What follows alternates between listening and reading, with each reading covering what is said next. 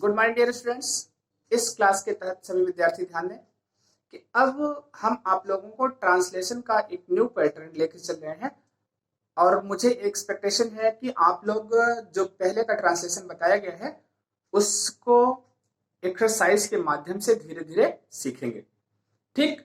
और इस क्लास के तहत अब हम आप लोगों को जो यूज ऑफ मॉडल वर्ब्स है हम उसका जिक्र करने चल रहे हैं। क्योंकि इसके पहले हमने आपको पूरा टेंस बताया है, टेंस के साथ हम इट और देयर का यूज बताए हैं, बी वर्ब का प्रयोग बताए, हैव वर्ब का प्रयोग बताए, ठीक। अब इसके बाद हम मॉडल वर्ब्स पर चलते हैं। तो सबसे पहले हम थोड़ा सा जानते हैं, क्योंकि अभी वर्ब टॉपिक भी आपका चल रहा है, इसके अंतर्गत भी आपको मॉडल वर्ब का जिक्र किया जाएगा, लेकिन हम यहाँ पर ट्रांसलेशन के माध्यम से आपको कुछ मॉडल वर्ब हैं जिनके बारे में प्रतिदिन एक वीडियो ट्रांसलेशन में भेजेंगे। आप लोग प्रैक्टिस करिए, लिखिए और उससे रिलेटेड ट्रांसलेशन करिए। ओके, जैसे मान लीजिए हमने कहा आपका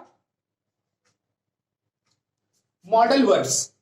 मॉडल का मतलब होता है आदर्श क्रिया। मॉडल वर्ब्स, ठीक। आदर्श क्रियाएं, ध्यान दीजिएगा, आदर्श क्रियाएं होती क्या है इसको आपको समझना है, ठीक। हमने लिखा आदर्श क्रियाएं, कोई दिक्कत नहीं।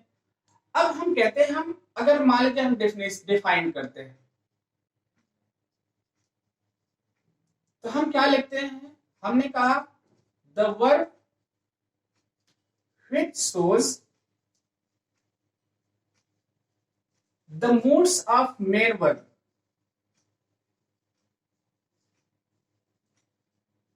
the moods of main verb is called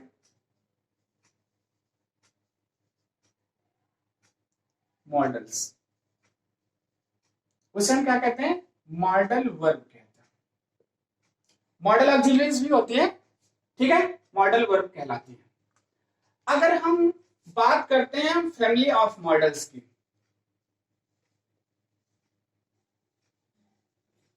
family of models तो सामान्य है। देखिए, किसी भी ट्रांसलेशन को जब तक आप मॉडल नहीं जानेंगे आप ट्रांसलेशन अच्छी तरह से कर नहीं सकते हैं। तो हम देखिए इसकी जो फैमिली हमारी है, ए है will, shall, can, may, might, may के बाद मस्ट लिखिए, ठीक है, क्या हो गया, मस्ट। अब इसके बाद इनका हम पास्ट फॉर्म लिखते हैं, जैसे आपका वुड, शुड, कुड, माइट, ठीक है। माइट के बाद आपका आता है ought to, used to, have to, ठीक है। क्या आता है, could, might, ought to, used to, have to.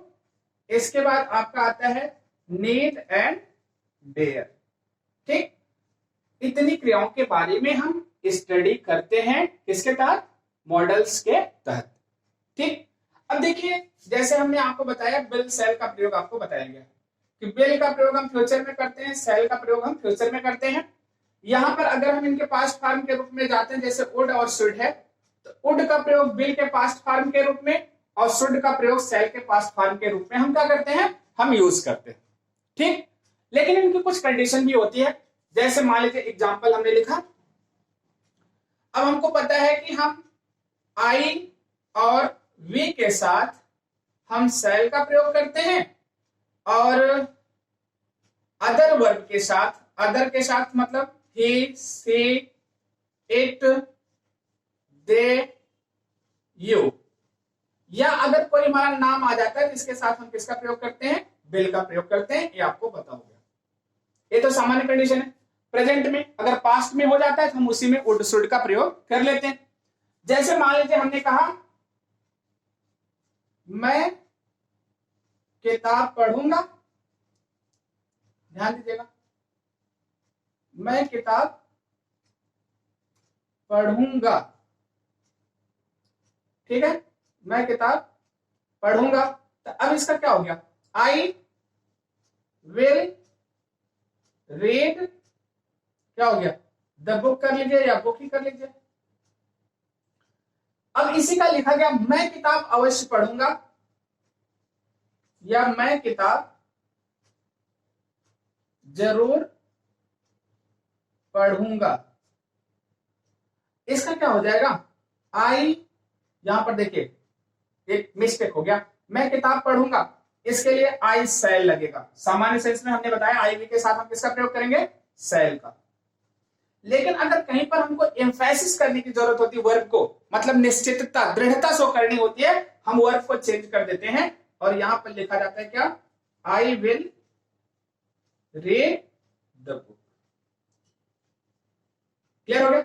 इस सेंस में हम किसका प्रयोग करेंगे, आई और वी के साथ हम विल का प्रयोग कर लेंगे जब कहीं पर हमको क्या शो करना होगा, दृढ़ता शो करनी होती है तो। क्लियर। ऐसे ही जैसे लिखा गया एग्जाम्पल के तौर पर, मान लीजिए हमने लिखा वह क्रिकेट खेलेगा, वह क्रिकेट खेलेगा, ठीक।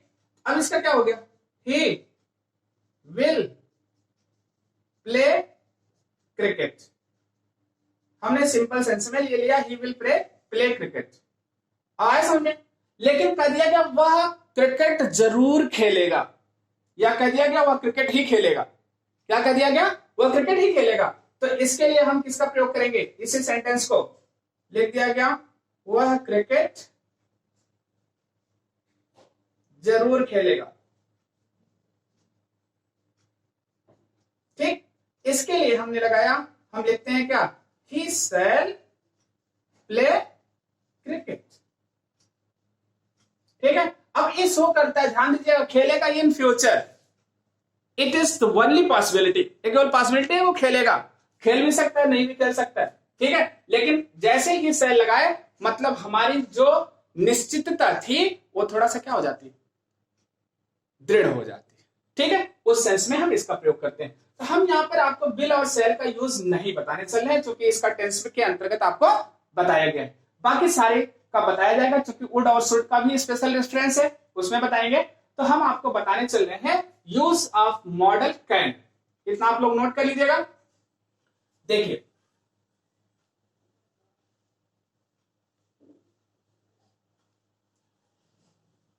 हमको लिखना क्या है, यूज ऑफ मॉडल कैन।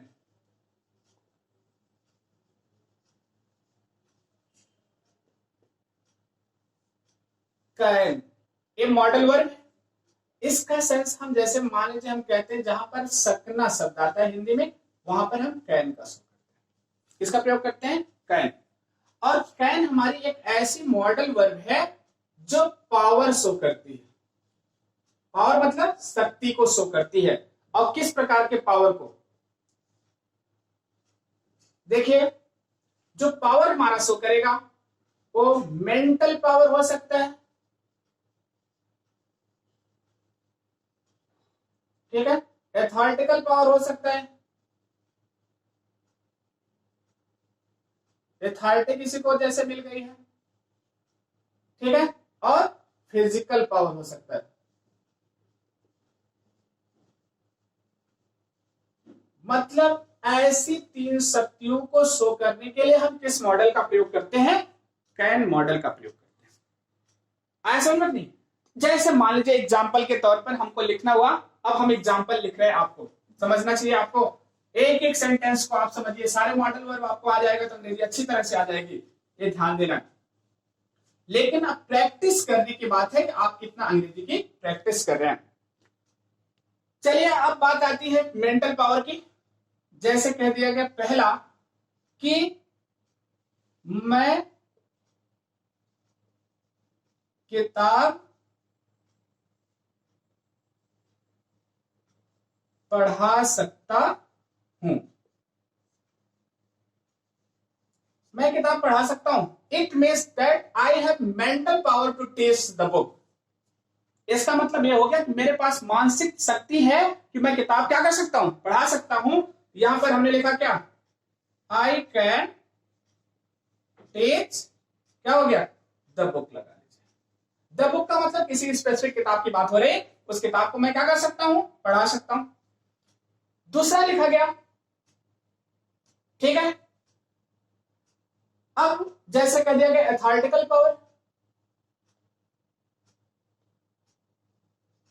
ठीक है, वह उसे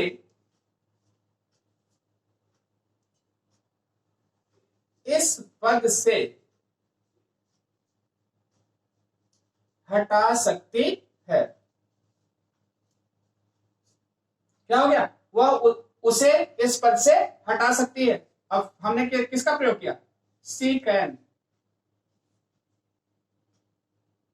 सी कैन, ठीक। अब हटाना क्या हो जाएगा, मान लीजिए हमने लिख दिया रिमूव फ्रॉम दिस पोस्ट, ठीक है, सस्पेंडेड फ्रॉम दिस पोस्ट, इस पोस्ट से क्या कर सकती है, उसे सस्पेंड कर सकती है।